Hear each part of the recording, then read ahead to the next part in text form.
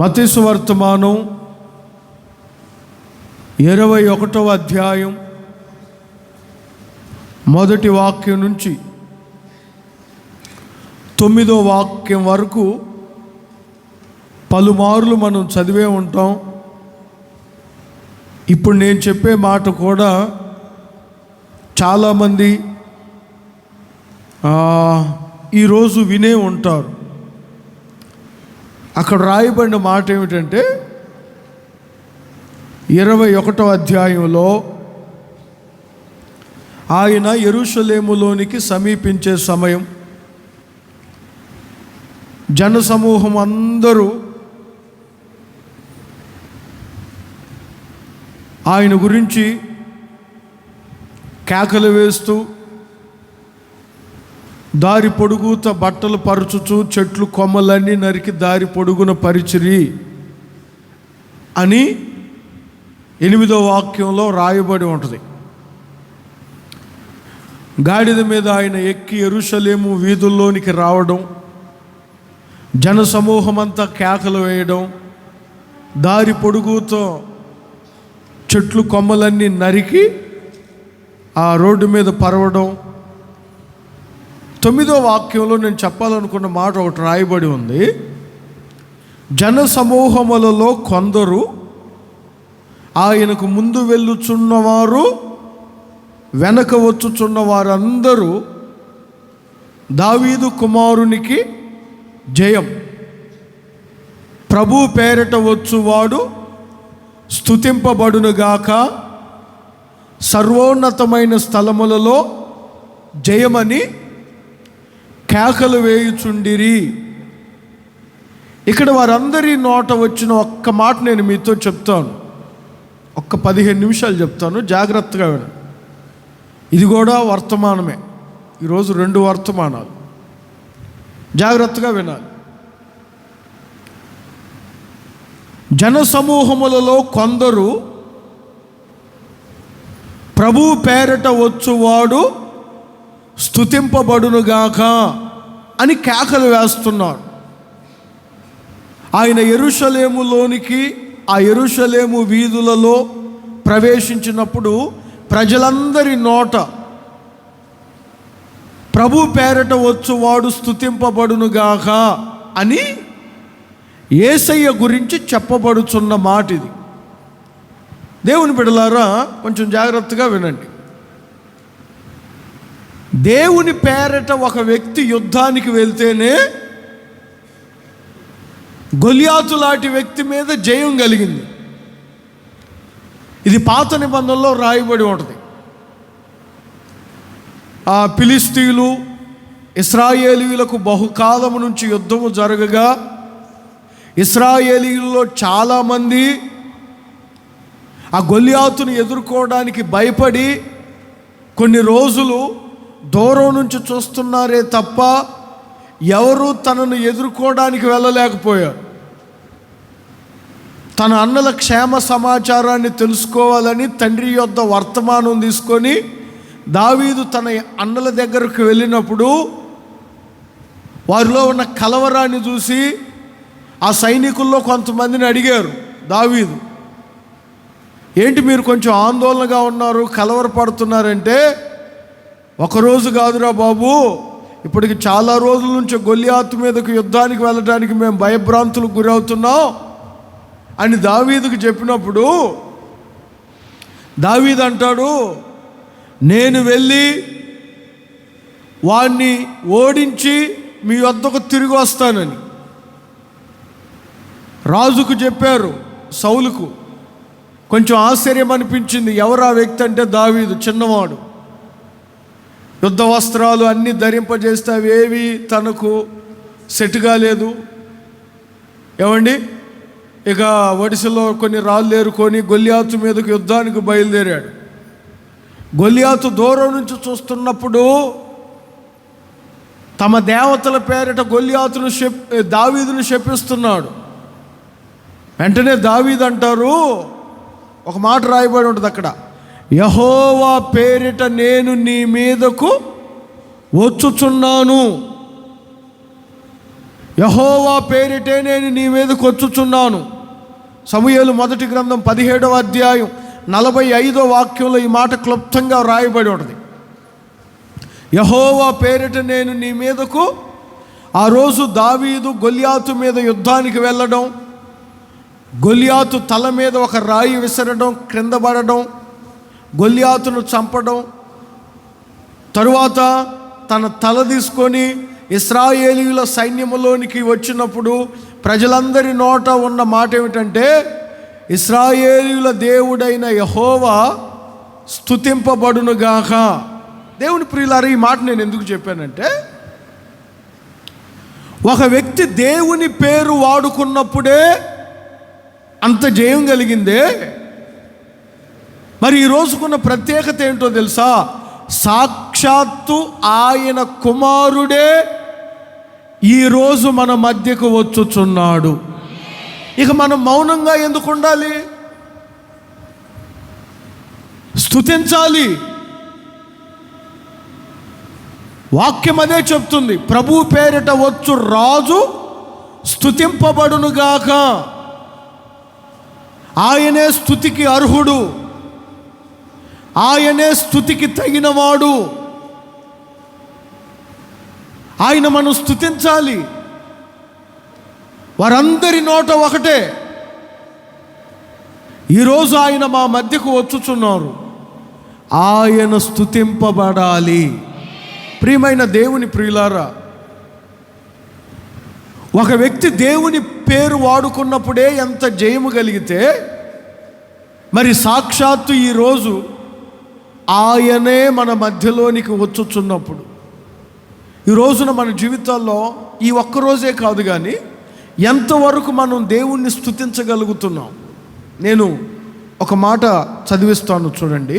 68వ కీర్తన పరిశుద్ధ గ్రంథంలో 68వ కీర్తనలో ఒక మాట రాయబడి ఉంటుంది చూడండి, 19వ వాక్యం.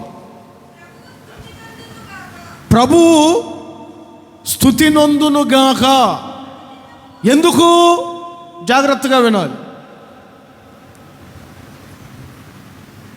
వారు కూడా, ఇశ్రాయేలు సర్వ సమాజం కూడా ప్రభువు పేరిట వచ్చుచున్న రాజు స్తుతింపబడునుగాక అన్నారు. కీర్తనాకారుడు కూడా అదే అంటాడు, ప్రభువు స్తుతింపబడునుగాక. ఎందుకు ఆయనకు స్తుతి చెందాలి? ఎందుకు ఆయనే స్తుతికి తగినవాడు?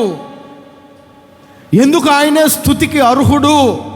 కీర్తనాకారుడు ఒక మాట అంటారు, 103వ కీర్తన 2వ వాక్యంలో. మీరు పరిశుద్ధ గ్రంథాన్ని గమనించగలిగితే, నా ప్రాణమా యెహోవాను సన్నుతించుము, దేనిని మరువకుము, ఎన్నో ఉపకారాలు నీ పట్ల చేశారు. ఆయన స్తుతించకపోతే ఎలా? ఆయన గణపరచకపోతే ఎలా? నా ప్రాణమా మౌనంగా ఉండకు, ఎన్నో ఉపకారాలు నీ పట్ల చేశారు. ఒక 2 విషయాలు నేను మీతో చెప్తాను. ఎందుకు ఆయన మనం స్తుతించాలి? ప్రభు పేరిట వచ్చు రాజు ఎందుకు స్తుతింపబడాలి? కీర్తనాకారుడు కూడా అంటారు, ప్రభు స్తుతి నొందునుగాక అని ఎందుకు అన్నారు? ఒక 2 విషయాలు చెప్తాను, జాగ్రత్తగా వినండి. 68వ కీర్తన 19వ వాక్యములోనే 2 మాటలు రాయబడి ఉంటాయి. మరొకసారి ఆ మాటను చదవండి. 68వ కీర్తన 19వ వాక్యం. ఎందుకు? తదుపరి వాక్యమును గమనించగలిగితే చూడండి, ప్రతిరోజు ఆయన మా భారమును భరించుచున్నారు. ఎందుకు యేసయ్యకు స్తుతికి అర్హుడని చెప్పాను? ఆయనే స్తుతికి తగినవాడు అని నేను చెప్పడానికి గల కారణం ఏమిటంటే, అనుదినము ఆయన మన భారమును, చెప్పండి అందరు ఈ మాట ఒకసారి, అనుదినము ఆయన మన భారమును భరించుచున్నాడు. జన్మనిచ్చిన తల్లిదండ్రులకే కొంతకాలానికి మనం భారం అయిపోతాం. అర్థమవుతుందా? ఏ ప్రభుత్వాలైనా, ఏ స్నేహితులైనా, ఏ వ్యక్తులైనా ఎంతవరకు మన భారాన్ని భరించగలరు? ఒక పరిధి ఉంటుంది. పరిధి దాటిన తరువాత వారి నోట వచ్చే మాట ఏమిటంటే, ఇప్పటి వరకు నేను చేయగలిగింది చేశాను, ఇక నా వల్ల కాదు. తల్లిదండ్రులైనా, స్నేహితులైనా, మనం గుడ్డిగా నమ్ముకున్న మన ప్రభుత్వాలైనా ఎంతవరకు మన భారాన్ని భరించగలం? కానీ మన స్తుతికి అర్హుడు, మన స్తుతికి తగినవాడు ప్రభు పేరిట వచ్చుచున్న యేసయ్య. ఏమండి, ఆయనకు ఈరోజు ఎందుకు స్తుతి కలగాలి? ఆయనకే స్తుతి ఎందుకు చెల్లాలి? ఎందుకు ఆయనకే స్తుతి అంటే, ప్రతినిత్యము ఆయన మన భారమును భరించుచున్నాడు. నా ప్రియమైన దేవుని ప్రియులారా, ఒక గొప్ప పట్టణాన్ని పరిపాలిస్తున్న రాజుకే భారమైపోయింది. షోమ్రోను పట్టణమును పరిపాలిస్తున్న రాజు ఒక ఇద్దరు వ్యక్తులు వెళ్ళి, రాజా మాకేదైనా సహాయం చేయి, మమ్మల్ని కొంచెం ఆదుకో, మాకు కొంచెం అండగా ఉండు, మేము భారాన్ని భరించలేకపోతున్నాం, ఇప్పటికే ఏవి దొరకడం లేదు, కరువు విలయతాండం ఆడుతుంది అని కొంతమంది రాజు యొద్దకు వెళ్ళి అడిగినప్పుడు రాజు అంటారు, యెహోవా సహాయం చేయనది నేనెక్కడి నుంచి మీకు తీసుకురాగలను? నిజమే, మన భారాన్ని దేవుడు తప్ప ఎవరు భరించగలరు? ఈ వర్తమానం వినుచున్న ప్రియ దేవుని బిడలారా, నీ తండ్రికి ఒకవేళ నువ్వు భారమేమో, నీ తల్లికి నువ్వు ఒకవేళ భారమేమో, నీ భర్తకు, నీ భార్యకు ఒకవేళ మీరు భారమై ఉండవచ్చు. నేను ప్రకటిస్తున్న నజరేయుడైన యేసును ఈరోజు మీరు స్తుతించండి. ఎందుకంటే అనుదినము ఆయన మన భారమును భరించుచున్నాడు. ప్రయాసపడి భారము మోయుచున్న సమస్త జనులారా నా యొద్దకు రండి, మీ భారాన్ని నేను భరిస్తాను. వ్యాధుల భారమా, అప్పుల భారమా, పాప భారమా, నీ జీవితంలో ఏది భారమైనా ఆయన మీద నీవు మోపగలిగితే ఆయన అనుదినము, గుర్తుపెట్టుకోండి ఈ మాట, అనుదినము. ప్రభుత్వం ఉన్న 5 సంవత్సరాలు, ప్రభుత్వం కూలిపోయిన 5 సంవత్సరాల తర్వాత కాదు, పదవిలో ఉన్నప్పుడు భరించి పదవి లేనప్పుడు భరించని వ్యక్తి కాదు. మనం దగ్గరగా ఉన్నప్పుడేమో భరించి మనం దూరం అయిపోయినప్పుడు భరించని వ్యక్తుల గురించి కాదు. నా యేసయ్య అనుదినము నీ భారము భరించుచున్నాడు గనుక ఈరోజు నీ ద్వారా ప్రభువు స్తుతి నొందునుగాక. చెప్పండి గట్టిగా, హల్లెలూయా. కీర్తనకారుడు మరొక మాట ఎందుకు ఆయన స్తుతి నొందాలో చెప్పుచున్నాడు. చదవండి ఆ మాటను. 68వ కీర్తన 19వ వాక్యం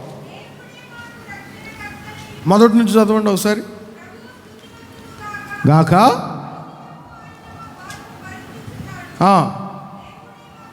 ఎందుకు అంటే, ఎందుకు ఆయన స్తుతి నొందాలి? దారి పొడుగుత వారు బట్టలు పరిచి చెట్లు కొమ్మలన్నీ నరికి ఆయన క్రింద నడవనివ్వకుండా, ఆ గాడిదను కూడా క్రింద నడవనివ్వకుండా, ఆ గాడిద మీద ఆయన ఊరేగింపుగా వస్తుంటే ప్రభువును స్తుతి నొందాలి, హోసన్నా జయమని ఎందుకు కేకలు వేస్తున్నారంటే, చూడండి కీర్తనకారుడు అంటాడు ఒక మాట, ఆయన మాకు రక్షణకర్త అయి ఉన్నారు. రక్షణకర్త అయి ఉన్నారు. ఈ మాటను కొంచెం జాగ్రత్తగా వినండి. నా దేవుడు రక్షణకర్త, మనల్ని రక్షించేవారు, మనల్ని కాపాడేవారు, ఆయన రక్షణకర్త. ఈ రోజున మనం ఆయన సన్నిధిలో ఈరోజు ఇలా ప్రతినిత్యము సజీవులుగా మనం నడిపించబడుతూ ఇలా ఉన్నామంటే, ఒకటి మనం చెప్పుకోవాల్సిన మాట ఏమిటంటే, మనలను ప్రతినిత్యము ఒక వ్యక్తి రక్షిస్తున్నాడు. ఆయన నజరేయుడైన యేసు. అందరు చెప్పండి ఆమేనని. రక్షణ అనే పదం సహజంగా ఏమండి, ఆపదల నుంచి, శ్రమల నుంచి విడిపించడం అని అర్థం. ఆపదల నుంచి, శ్రమల నుంచే కాదు, యేసయ్య మన పాపముల నుంచి కూడా మనలను రక్షించువాడై ఉన్నాడు. ఆమేనని చెప్పండి. ఎందుకంటే ఆయన రక్షణకర్త. మరణము నుంచి మనల్ని తప్పించుటకు ఒక్క వ్యక్తి మాత్రమే అర్హుడు. ఆయనే మన రక్షణకర్త. అందుకు ఆయన స్తుతించాలి. మనిషి స్వభావం ఏమిటంటే, 100 గొర్రెలు మన దగ్గర ఉన్నప్పుడు ఒక గొర్రె తప్పిపోతే 99 ఉన్నాయి కదా, ఇక ఆ గొర్రెదయం పోతే పోనీలే, ఈ 99ని జాగ్రత్తగా కాపాడుకుందాం, ఆ పోయిన దాని గురించి డబ్బులు ఎక్కడ ఖర్చు పెట్టాలి అని వదిలేస్తాం. అర్థమవుతుందా? రక్షించలేం. 3 ఆడపిల్లలు పుట్టారు, 4వ వ్యక్తి కూడా ఆడపిల్ల అని అర్థమవుతుంది. ఏం దేవుడిచ్చాడు కదా, రక్షించవచ్చు కదా, రక్షించలేము. మాకు మగపిల్లోడే కావాలని కడుపులోనే ఆ గర్భాన్ని చంపేస్తాం. అర్థమవుతుందా? కానీ యేసయ్య అలా కాదు. ఆ ఒక్కడు కూడా నశించిపోకూడదు. ఆ ఒక్క గొర్రె కూడా నశించిపోకూడదు. అందుకే లూకా సువార్త 19వ అధ్యాయం 10వ వాక్యములో రాయబడిన మాట, నశించిన దానిని వెదకి రక్షించుటకు మనుష్య కుమారుడైన యేసు ఈ లోకమునకు వచ్చెను. ఆయనే మన రక్షణకర్త. విశ్వసించిన వారందరూ మీ చేతులు పైకెత్తి ఒక్కసారి హల్లెలూయా అని చెప్పండి. అందుకు ప్రభు పేరిట వచ్చుచున్న రాజు స్తుతింపబడాలి. ఆయనకే స్తుతి చెందాలి. ఆయనే స్తుతికి అర్హుడు. ఆయనే స్తోత్రార్హుడు. నువ్వు నోరు తెరిచి స్తుతించాలంటే యేసయ్యకు మాత్రమే. ఎందుకంటే నీ భారాన్ని భరించేవాడు, నీకొక రక్షణకర్త. ఆపదల నుంచి, శ్రమల నుంచి, పాపము నుంచి, మరణము నుంచి, అంతేకాదు తప్పిపోయిన నిన్ను వెదకి రక్షించి ఒక సహవాసములో కూర్చుండబెట్టిన గొప్ప రక్షణకర్త నేను ప్రకటిస్తున్న నజరేయుడైన యేసు. ఈరోజే కాదు, ప్రతినిత్యము మన ద్వారా ప్రభు స్తుతి నొందునుగాక. కొన్ని వేల సంవత్సరాల క్రితం యెరూషలేములో ఆ ఒక్క రోజే వారు యేసయ్యను స్తుతించారు. దాన్నే మట్టల ఆదివారం అని అన్నారు. కానీ ఈ క్రొత్త నిబంధన కృపాకాలములో నూతన పరచబడుతూ క్రీస్తు పోలికగా మార్చబడుతున్న మనం ప్రతినిత్యము మన ద్వారా ప్రభు స్తుతి నొందునుగాక, ప్రభు స్తుతి నొందునుగాక. చెప్పండి, ప్రభు పేరిట వచ్చు రాజు. చెప్పండి అందరూ. ఎందుకు? ఇప్పుడు అర్థమైందా ఎందుకో? అనుదినము మన భారమును ఆయన భరించుచున్నాడు గనుక. మరొకటి ఎందుకు? మనకు ఆయన రక్షణకర్త అయి ఉన్నారు గనుక ప్రతినిత్యము మనము దేవుణ్ణి స్తుతించాలి. ప్రభు ఈ మాటలో మీ హృదయములో భద్రపరచునుగాక.